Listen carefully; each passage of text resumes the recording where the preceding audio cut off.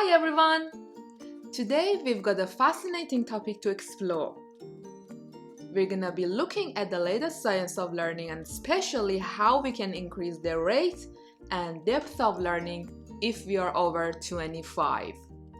Most of this information was taken from a couple of podcasts by Andrew Huberman, and I cannot stop recommending this amazing podcast to everyone. He is a professor of neurobiology at Stanford School of Medicine. I'll put the link of his website in description. I'm deeply interested in science, philosophy, and psychology, as well as programming. How about you? Let's see how science can help us in order to make self-study more effective. Neuroplasticity or brain plasticity is the incredible feature of our nervous systems that allows it to change in response to experience. It holds the promise for all of us to learn new things, to think differently, to forget painful experiences, and to adapt to anything that life brings us by becoming better. Neuroplasticity is the brain and nervous system ability to change itself. It could do it in response to some traumatic event. It could create a sense of fear around a particular place. It could also occur when something positive happens, like when our puppy does something amusing or might be our sporting achievement. All of us were born with a nervous system that is designed to change. From birth until about age 25, through our experiences and what we were exposed to, our nervous system became customized to our unique experience and forever changed. And then, after 25, if we want to change those fully wired of connectivity, we have to engage in some very specific processes. One of the greatest gifts of our childhood and young adulthood is that we can learn through almost passive experience. We don't have to focus that hard in order to learn new things. So if you're under 25, please make the most of that time to learn different skills as much as you can. Because your brain is the plasticity machine. But after 25, you have to do some work in order to get those changes to occur and stick around. So after 25, if you want to learn something, the first thing is recognizing what that thing is. The brain recognition mechanisms is neurochemicals. There are specific chemicals that are released in the brain and allow us the opportunity to make those changes when we are consciously aware of a change we want to make. We need a selective shift in our attention or experience that tells the brain it's time to change. And it all starts with awareness. So if you want to learn as an adult, you have to be alert. It might seem so obvious, but a lot of people don't think about when in the 24-hour cycle they are most alert. Rule number 1, ask yourself when during the day do you typically tend to be most alert. So don't give up that period of time for things that are useless or not aligned with your goals. Most people accomplish alertness through a cup of coffee and of course a good night's sleep. Rule number 2, master your sleep schedule. You should fix your sleep routine in order to achieve alertness when you sit down to learn. Then ask yourself, what is it that I want to accomplish? What is it that's driving me to accomplish this?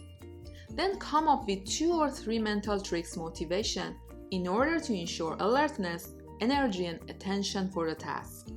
You can go for fear-based motivation perhaps, love-based perhaps, or whatever it is. That brings us to the attention part.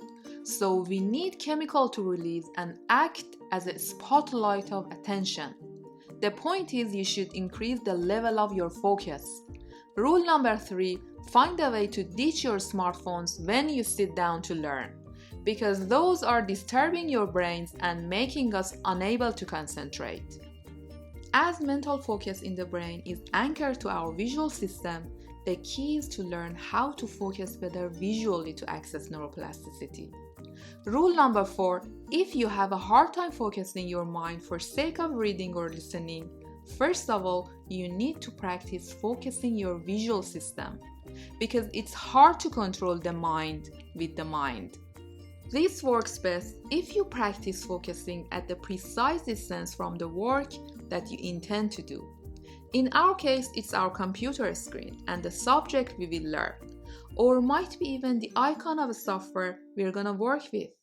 You may notice that you blink less when you're focused. Then you can maintain mental focus on a target for about 90 minutes. So the typical learning should be about 90 minutes. That's the trigger for plasticity, but the real secret is neuroplasticity doesn't occur during wakefulness. It occurs during sleep. So rule number 5, in order to reinforce the learning that occurs, I'm gonna repeat it again. Get your sleep handled. There is also a way in which you can bypass the need for deep sleep. You can bypass it by engaging in non-sleep deep rest or NSDR protocols. The rates of learning are significantly higher for people who took 20 minutes NSDR after learning. Non-sleep deep rest or yoga nidra is the kind of rest you get when your body is in a relaxed state but your mind is still awake. It can be just walking or running or sitting, eyes closed or open, just letting your thoughts move around after learning. It will accelerate the rate of plasticity for sure. The takeaway is clear. 1. Ask yourself when during the day do you typically tend to be most alert. 2. Master your sleep schedule to accomplish alertness and also to hold up the learning that occurs. 3. Ditch your phones when you sit down to learn to increase the level of your focus. 4. Practice focusing your visual system to access neuroplasticity and maintain mental focus for about 90 minutes. And 5. Took 20 minutes of NSDR after learning to reinforce the learning that occurs. So the key to plasticity in childhood is to be a child.